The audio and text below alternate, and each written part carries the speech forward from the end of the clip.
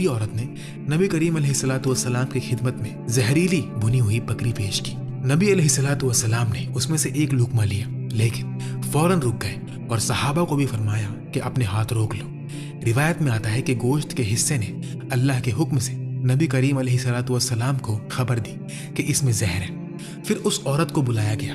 جب اس سے پوچھا گیا کہ تم نے ایسا کیوں کیا، تو اس نے اقرار کیا کہ وہ دیکھنا چاہتی تھی کہ اگر آپ نبی ہیں تو اللہ آپ کو اس سے بچا لے گا۔ اس طرح اللہ تعالیٰ نے اپنے نبی علیہ الصلوۃ والسلام کو زہر سے ہوشیار کر دیا اور اپنی حفاظت کا ایک اور معجزہ ظاہر فرمایا۔ قریش کے ظلمی معاہدے والا پرچہ بھی اللہ کی نشانیوں میں سے ایک تھا۔ سیرت میں آتا ہے کہ جب قریش نے رسول اللہ صلی اللہ علیہ وسلم، بنو ہاشم اور ان کے ساتھیوں کے خلاف معاشراتی اور تجارتی مقاطعہ کا ظلمی ایگریمنٹ لکھ کر کعبہ میں لٹکا دیا، تو اللہ تعالیٰ نے اپنے نبی علیہ الصلوۃ والسلام کو خبر دی کہ دیمک اس پر مسلط کر دی گئی ہے۔ نبی کریم علیہ الصلوۃ والسلام نے اپنے چچا ابو طالب کو بتایا کہ اس صحیفے میں جو ظلم، قطع رحمی اور ناانصافی کے الفاظ تھے انہیں دیمک کھا چکی ہے، لیکن اللہ کا نام باقی ہے۔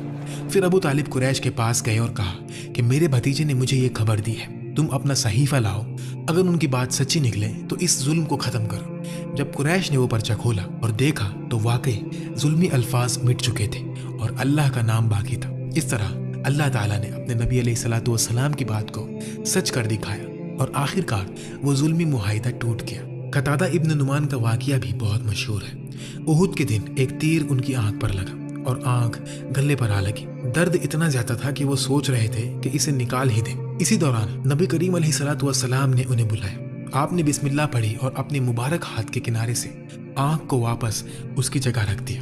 اس لمحے درد غائب ہو گیا اور آنکھ فوراً ٹھیک ہو گئی، اتنی کامل ہو گئی کہ صحت مند آنکھ اور اس میں کوئی فرق نظر نہیں آتا تھا۔ کنکڑیوں کی تسبیح کا معجزہ بھی مشہور ہے۔